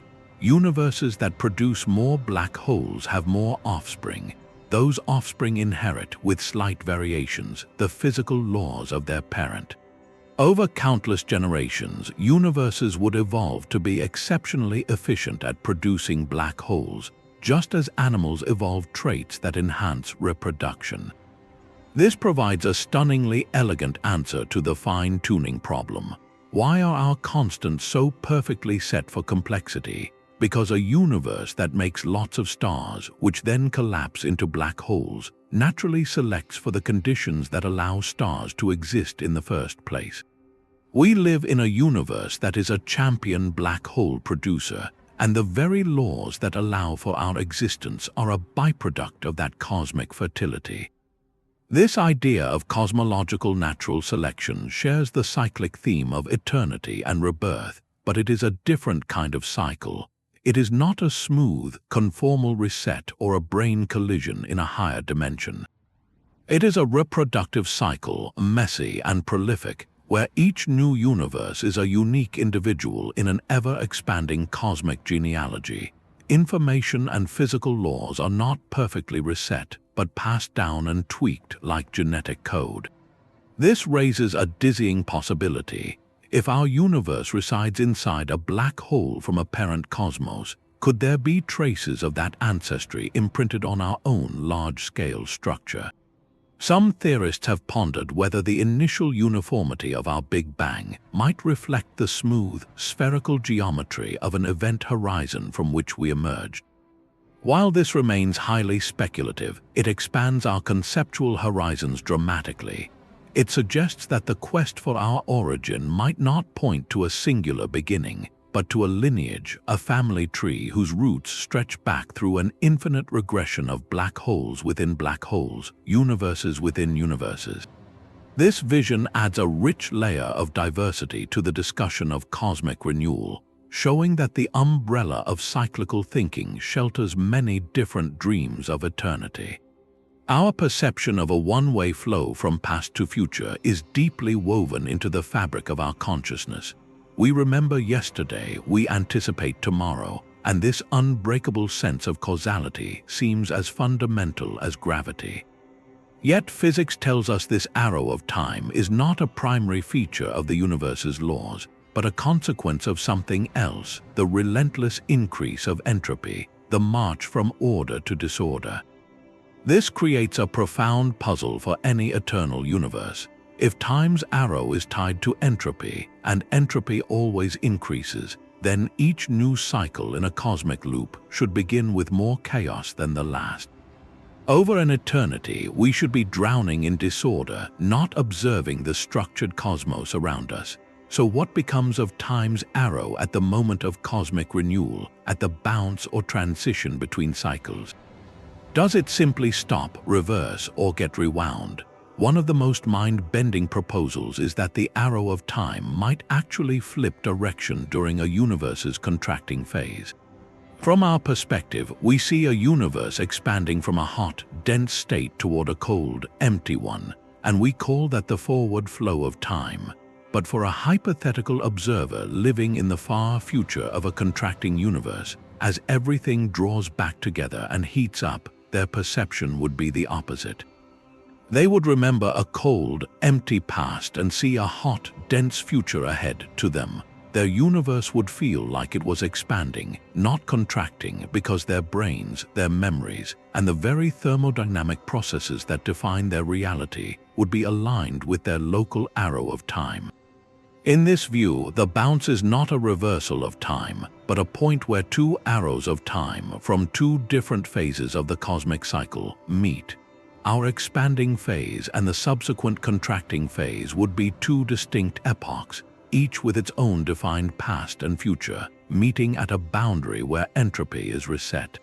This leads to another compelling idea, that the arrow of time is not a universal constant, but a local phenomenon, defined anew with each fresh cycle. At the moment of transition, as the old universe is stretched into featureless emptiness or transformed through a quantum bridge, the concepts of before and after may temporarily lose all meaning. It is a timeless instant. Then, as the new universe erupts into existence, expanding from a smooth, low-entropy state, a new thermodynamic gradient is established. A new arrow of time is born, pointing forward from that new beginning. In this scenario, each cycle is its own encapsulated story of time, with its own clear past and future, but no continuous timeline linking one to the next. This directly impacts the haunting question of whether we have lived before. If time's arrow is reborn with each cycle, then even if an identical configuration of atoms that constitutes you emerges in a future universe, there is no continuous thread of consciousness linking the two. The new you would have its own first moment of awareness, its own brand new arrow of time, and its memories of a past life would simply be part of its initial conditions, like data loaded onto a blank hard drive at startup. It would feel real to them, but it would not be a continuation of your stream of experience. This touches the deepest intersection of cosmology, thermodynamics, and the mystery of consciousness itself. Our sense of time is not just a physics equation, it is the very medium of our awareness. We experience the present as a moving point between a fixed past and an open future. But if the universe is cyclic and time's arrow is local and cyclical, then what we call the present might be just one note in an infinite symphony where the entire concept of a universal now has no meaning. The flow we feel so viscerally could be an emergent property, a story our brains tell us based on the thermodynamic state of our particular cosmic chapter. Resolving this is not just about perfecting equations, it is about understanding whether eternity is a line, a circle, or a series of disconnected points. It asks if living before implies a linear memory you could somehow access, or if it means a complete reset of temporal experience with each new dawn. The universe may be eternal, but our experience of it, bound tightly to the arrow of time born in this cycle, remains breathtakingly singular. The possibility of an identical you arising in a future cycle forces us to confront the nature of consciousness itself. If the physical structure is perfectly recreated, would the inner experience, the feeling of being you, also flicker back into existence? From the viewpoint of classical physics, the answer is a stark no. Consciousness is seen as an emergent property, a complex pattern of information processing generated by a specific arrangement of matter, like the light from a bulb. When the bulb is shattered, the light vanishes. When a cosmic cycle ends and its physical structures are dissolved, the patterns they hosted are erased. Even if an identical bulb is assembled in the next universe, it would be a new bulb emitting its own separate light. There is no mechanism in our standard models for a thread of subjective experience to survive the total dissolution and rebirth of reality. The slate is not just wiped clean, it is pulverized and reformed. Yet, at the farthest edges of thought, where physics meets philosophy, more radical possibilities are contemplated. Some interpretations of quantum mechanics challenge the purely materialistic view. The concept of panpsychism, for instance, suggests that consciousness is not a late-arriving product of complexity, but a fundamental property of the universe as basic as space or mass. In this view, even elementary particles might possess some minute, elemental form of experience. If that were true, then the substrate of awareness would be woven into the fabric of reality itself. During a cosmic transition, while stars and branes are unmade, that fundamental property might not be destroyed but transformed, persisting through the reset to infuse the new physical structures of the next cycle. This is not a scientific theory with equations, but a philosophical proposition that re-enchants the cosmos. It resonates deeply with ancient spiritual intuitions found across cultures, from the Hindu concept of the Atman, the eternal self, to various doctrines of reincarnation or an eternal soul that transcends the death of the physical vessel. The cyclic universe theory, in its most expansive interpretation, provides a cosmological canvas upon which these age-old questions can be projected. It allows us to ask, in a modern context, whether the universe's own rhythm of death and rebirth could accommodate some form of continuity for the inner self. Does science have any place in this discussion? It can define the boundaries of the possible, outlining the physical constraints of any such continuity. It can tell us that no information, in the classical sense, can survive the transition. But the hard problem of consciousness, the question of why and how subjective experience arises at all, remains outside its current domain. What science does beautifully is reframe these eternal human questions within a new and staggering context. We are not just asking if a soul survives the death of a body, but if any essence of awareness could survive the death of everything, the dissolution of time and space themselves. This highlights the profound cultural impact of cosmological ideas. They do more than explain data, they shape our understanding of our place in existence. A cyclic cosmos challenges the narrative of a single, linear journey from a unique beginning to a final end. It offers instead a vision of eternal return, which can be interpreted as a prison of endless repetition or a promise of perpetual renewal. This tension touches something deep within the human psyche, our fear of oblivion and our longing for permanence.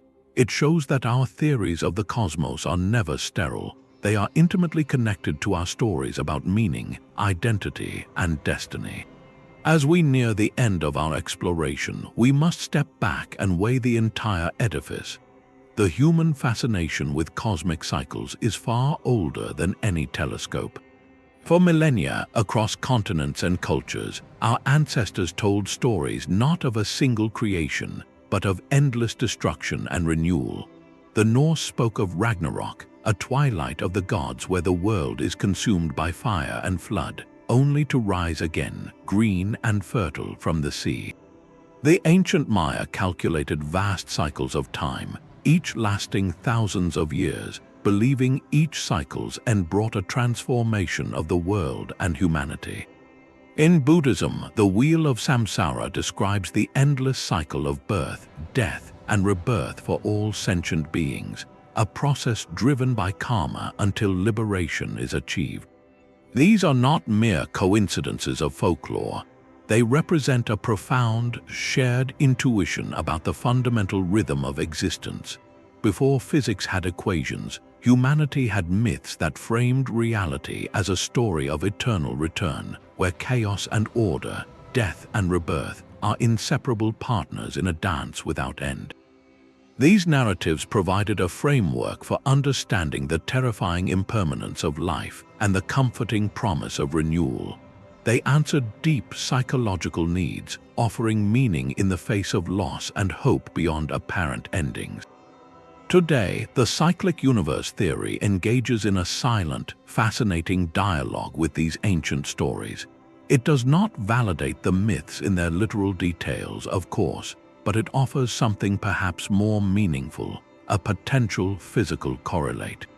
The scientific model provides a plausible, mathematically described canvas upon which these timeless human intuitions could, in principle, be projected. The cosmic bounce or the conformal reset becomes the physical mechanism for the world serpent sinking back into the ocean, or for the new sun rising after the long night of Ragnarok. This connection enriches the scientific theory, grounding it in a perennial archetype of the human psyche. It suggests that our drive to understand the cosmos is not separate from our need to tell stories about our place within it. Why does the idea of a universe reborn feel so instinctively resonant, even before we examine the evidence? Perhaps because we are ourselves products of a deeply cyclical world. We witness the daily cycle of sunrise and sunset, the annual turn of the seasons, the very rhythm of our own breath and heartbeat. Our lives are framed by cycles of growth, maturity, and passing, and of new generations arising. It is a pattern etched into our biology and our experience, so when we look up at the stars and wonder about eternity, it is perhaps the most natural thing in the world to imagine that the cosmos itself might follow a similar, grander rhythm. The theory transforms an ancient poetic intuition into a question that science can ask, measure, and debate. It creates a bridge between the campfire stories of our ancestors and the data streaming from our most powerful observatories, reminding us that our quest to understand the universe is also a quest to understand ourselves. Trillions of years from now, the night sky will tell a very different story. Every galaxy beyond our own local group will have vanished over the cosmic horizon, pulled away by the relentless acceleration of dark energy. The stars within our own galaxy will have long since burned out, their embers cold. Black holes will slowly evaporate into faint whispers of radiation. What remains will be an ever-expanding, nearly perfect void, a universe so vast, cold, and empty that the very concepts of place and time begin to lose their grip. In the standard tale of cosmic fate, this is the final, silent chapter, a permanent state known as the heat death. It is an ending of profound and absolute stillness. But in a cyclic cosmos, this is not an ending at all. It is the necessary preparation, the quiet before the next great dawn. For any form of awareness that might persist into that unimaginably distant epoch, this knowledge would frame existence itself. The approach of the cosmic reset would become the ultimate context for all meaning, art, philosophy, and science. Instead of facing an eternal, unchanging fade to black, a future civilization would understand they were living in the final act of a grand cycle, with a transformation awaiting on the other side of the emptiness. This perspective could imbue even the twilight of a universe with a powerful sense of purpose. Every action, every preserved piece of knowledge could be seen as part of a legacy, not for a permanent future, but for a new beginning. It transforms the potential despair of heat death into a narrative of perpetual renewal. The focus shifts from preserving structures forever, which becomes impossible, to participating in the great story of the cosmos, a story that continues beyond the dissolution of all forms. What would it mean to live with the conscious knowledge of an impending cosmic rebirth?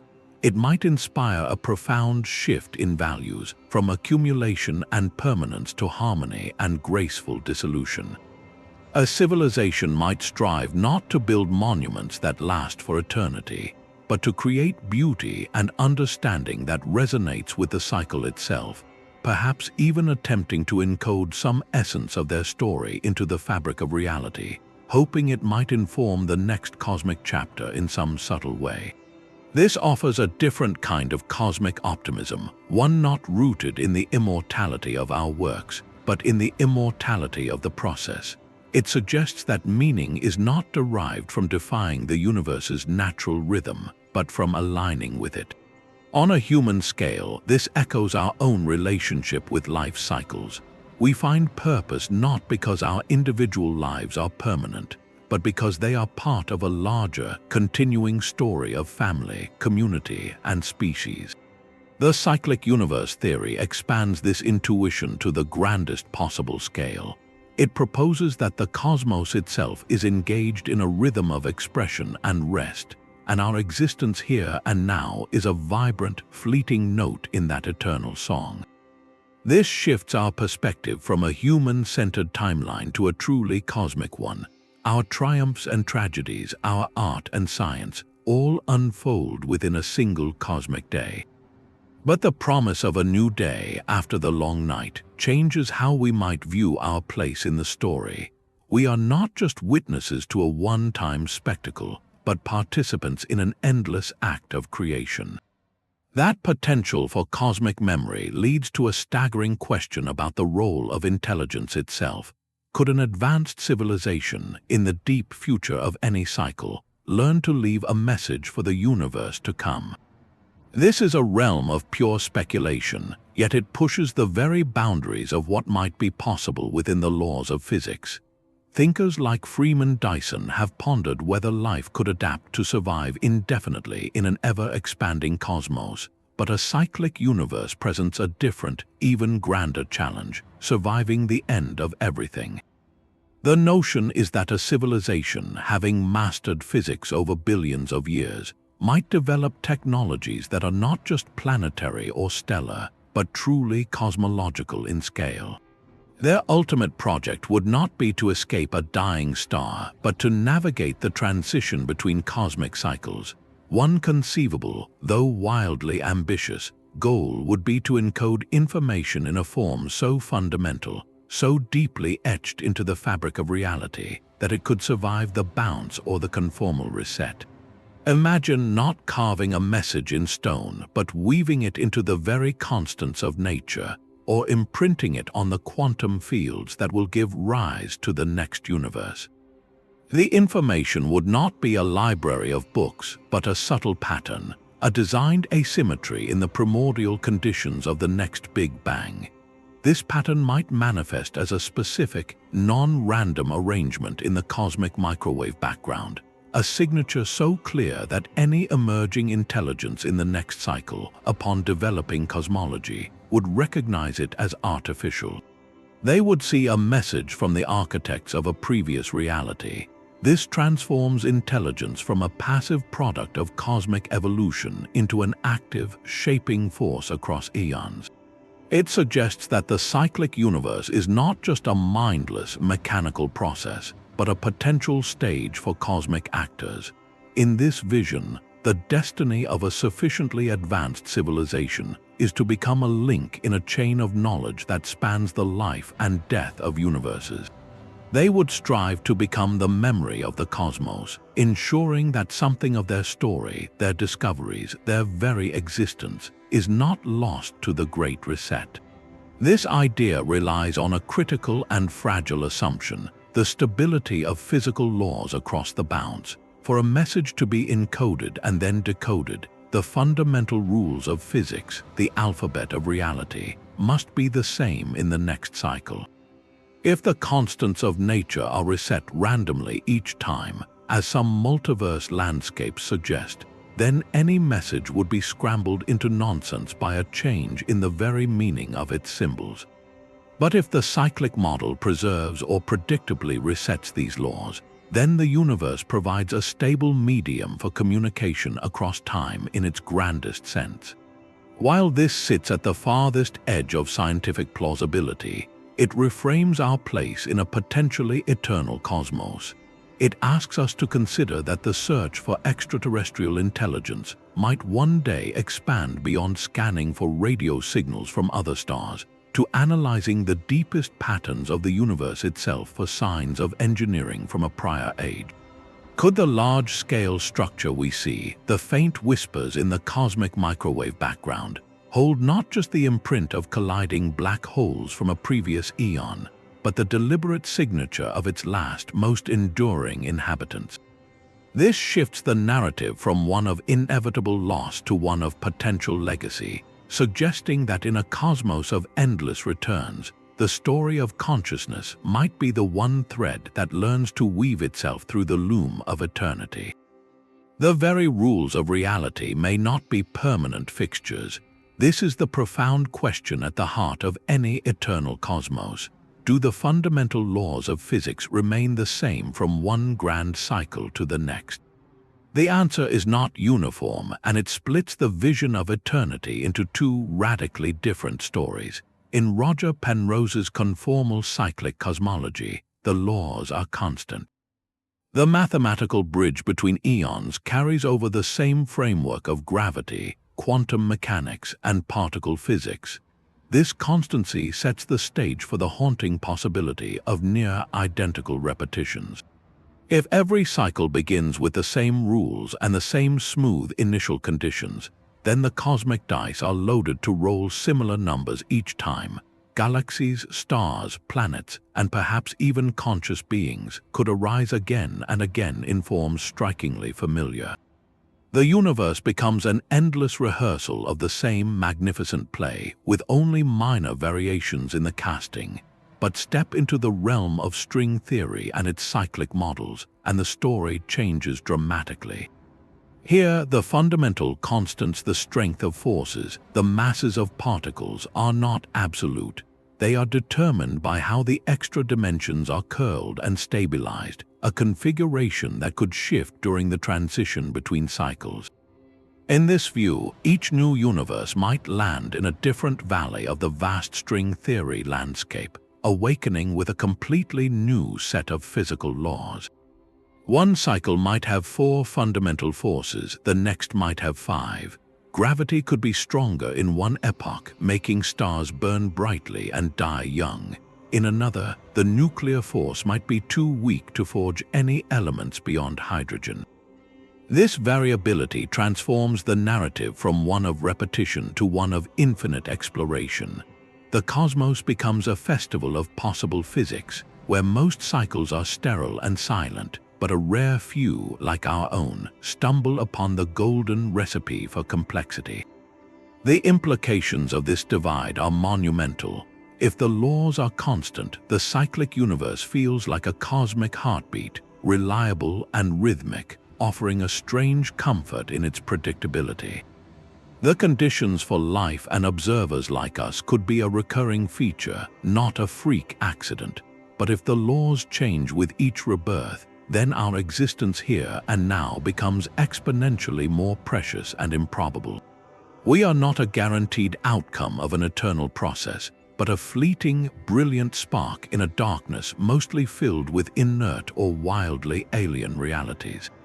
In that version, the story is not about us coming back, but about the universe's boundless capacity for novelty and experiment.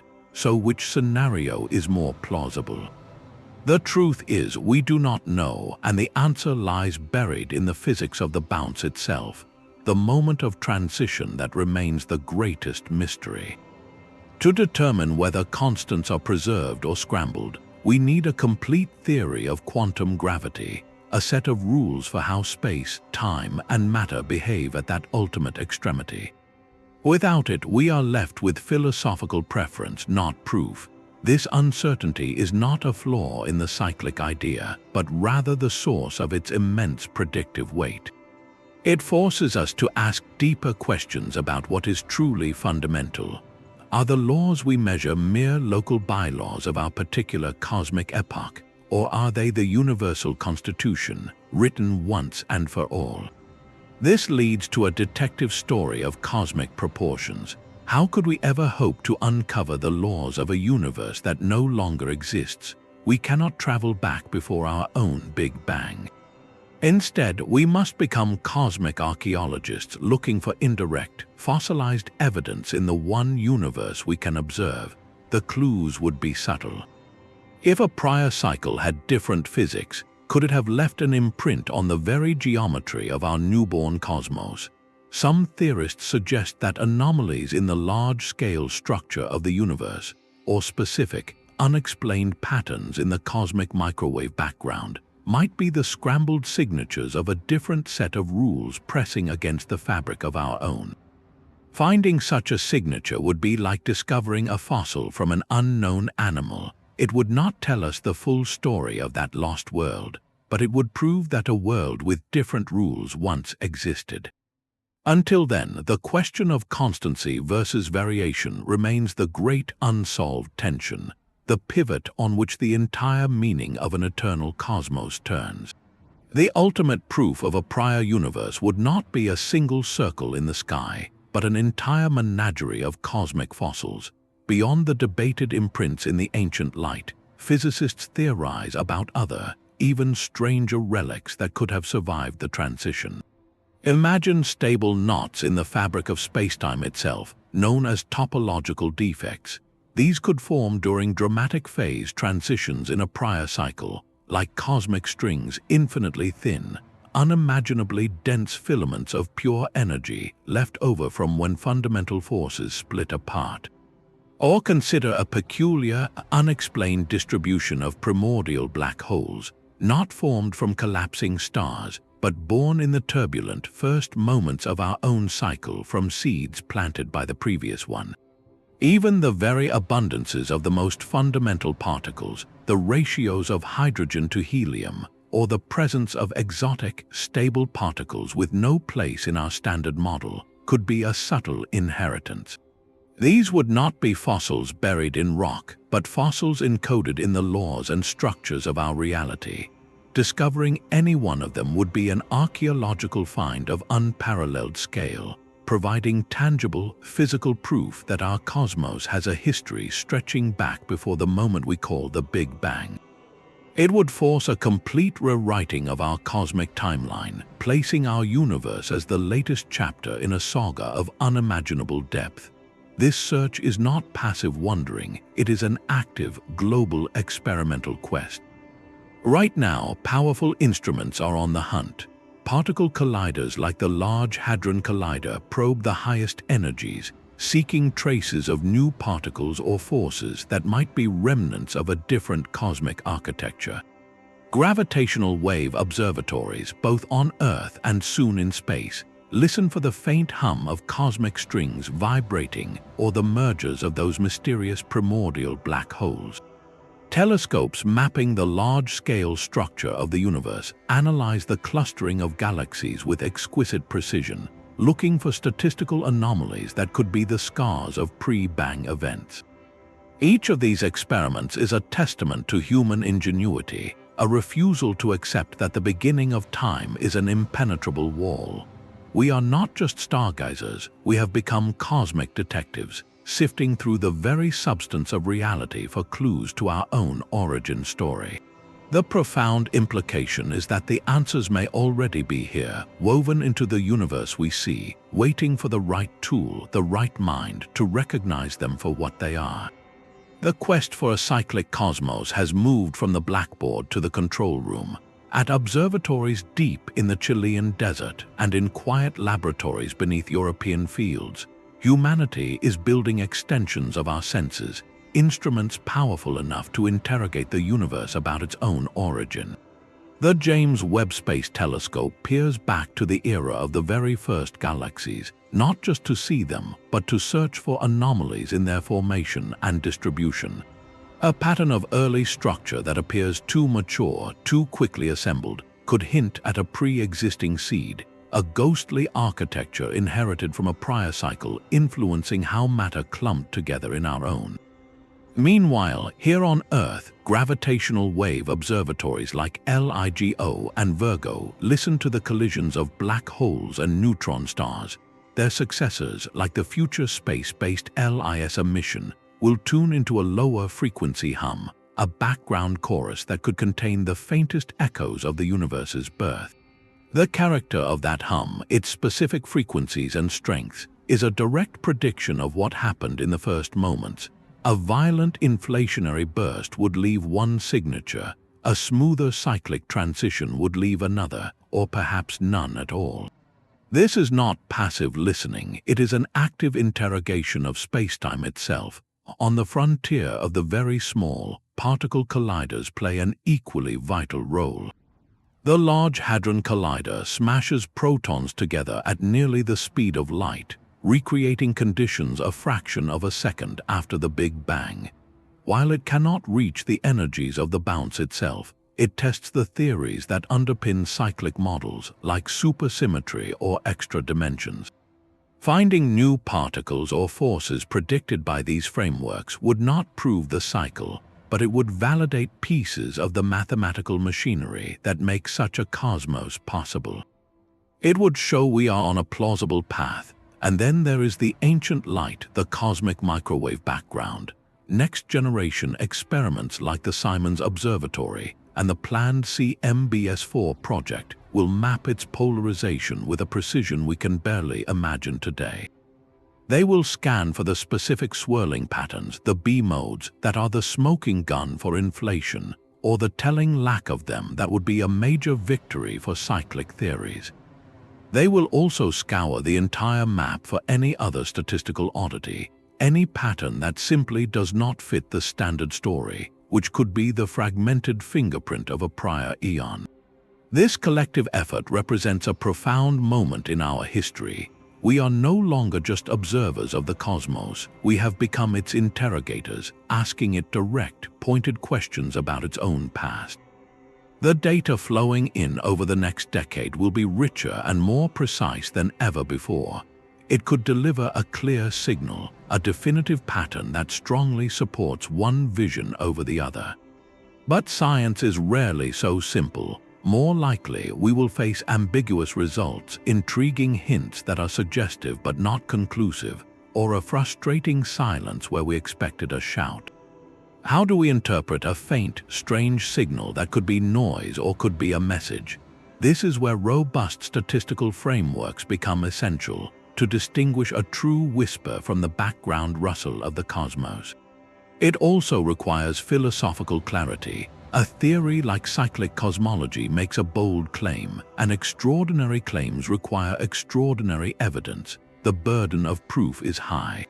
An ambiguous result is not a confirmation, it is an invitation to build better tools to ask sharper questions.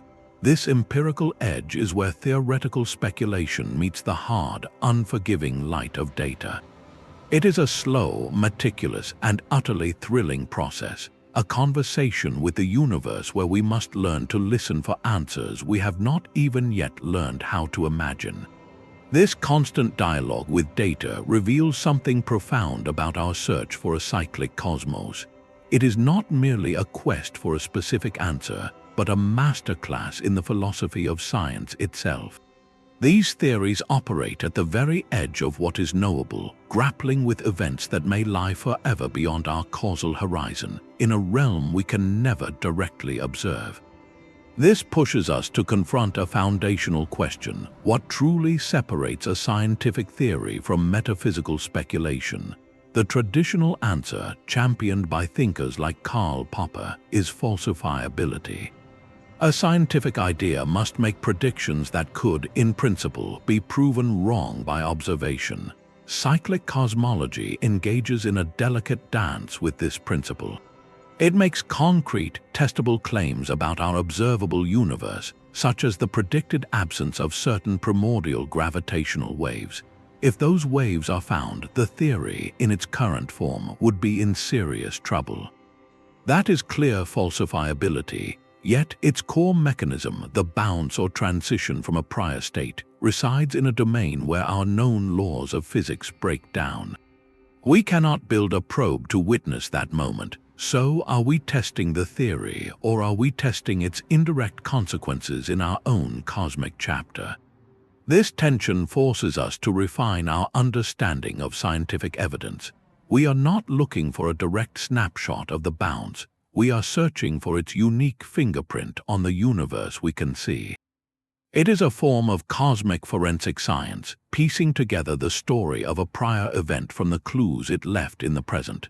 This raises another fascinating philosophical point. Does a good scientific theory need to explain the past as well as predict the future? Most theories in physics are built to forecast outcomes, but cosmology is inherently historical. It is the story of everything. A theory that can only describe what happens after a mysterious, unexplainable singularity at time zero feels incomplete. Cyclic models strive for a more complete narrative, one that removes the singularity and provides a physical, continuous history. Their value lies not just in prediction, but in offering a more coherent and elegant explanation for why our universe looks the way it does from its very first moments. This endeavor showcases science at its most ambitious and creatively uncertain.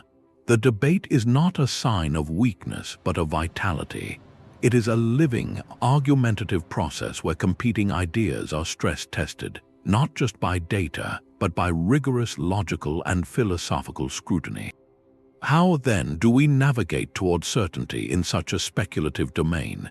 The answer lies in a careful balance of bold imagination and profound humility. We must be bold enough to propose visions of reality that challenge our deepest intuitions, to follow the mathematics into strange and beautiful territories. But we must also be humble enough to accept that nature may not conform to our elegant ideas, and that the most compelling philosophical story is worthless if it contradicts the hard evidence whispered by the stars.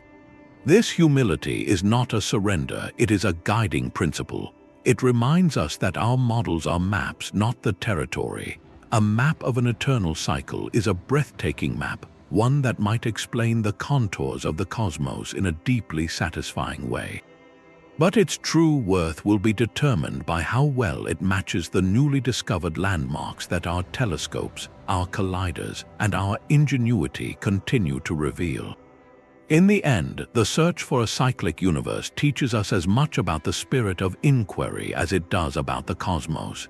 It is a testament to our refusal to accept walls, even walls at the beginning of time, and our enduring hope that the story of existence is one we can truly understand, from its endless past to its endless future.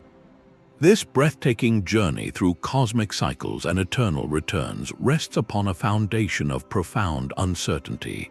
While the narrative is compelling and the mathematics elegant, we must hold this entire vision with a gentle, open hand. The cyclic universe theory is not established fact. It is a bold, speculative hypothesis living on the farthest frontier of human thought. It represents one possible answer to the deepest questions we can ask, a beautiful map drawn for a territory we have not yet seen. Embracing this idea requires a specific kind of courage, not the courage of conviction, but the courage of intellectual humility.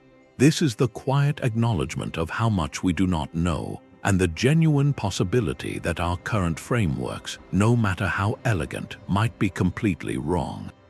Science does not advance by clinging to favorite stories, but by constantly questioning them, by allowing the most beautiful ideas to be stress-tested by reality.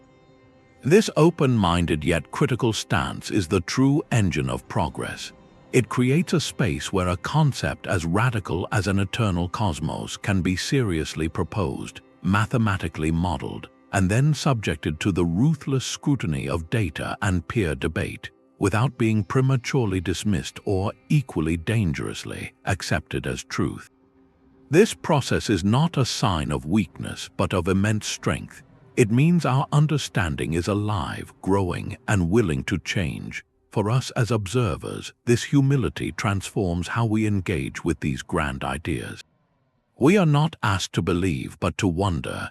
We are invited to appreciate the mystery itself, to sit with the grandeur of the unknown without needing to immediately fill it with an answer. This sense of wonder, this comfortable awe in the face of questions that may outlive our species, is the true spirit of exploration. It connects the scientist at her telescope to the child staring at the stars, both united by a simple, powerful question: what is this place? So where does this leave us in our quest for ultimate answers? It leaves us not at an end, but at a threshold. We have surveyed a landscape of possibilities, from ancient intuitions to cutting-edge equations, from the fate of black holes to the nature of time itself. We have seen how a single idea can ripple through physics, philosophy, and our deepest sense of meaning. The journey does not provide a final destination, but it illuminates the path of the search itself, reminding us that sometimes the question is even more beautiful than the answer could ever be. The tapestry we have been weaving is now nearly complete, its threads drawn from across the expanse of human thought. Ancient sages spoke of cosmic breaths, while modern physicists chart the conformal geometry that could bridge one eon to the next. We have wrestled with the unyielding law of entropy and pondered dark energy not as an end but as a cosmic reset. We have traced the philosophical chill of eternal recurrence and scanned the oldest light for ghostly circles, possible messages from a forgotten past. Together, these threads form a single, breathtaking vision, a new story for the cosmos. It is a story not of a singular, explosive beginning, but of eternal renewal.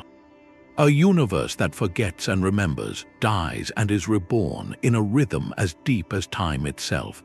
This vision remains unproven, a magnificent hypothesis on the frontier of knowledge. Yet its power lies in its coherence. It addresses the dead end of the initial singularity, offers a potential path through the entropy problem, and provides a cosmological canvas for our most enduring questions. It repositions us and everything we know.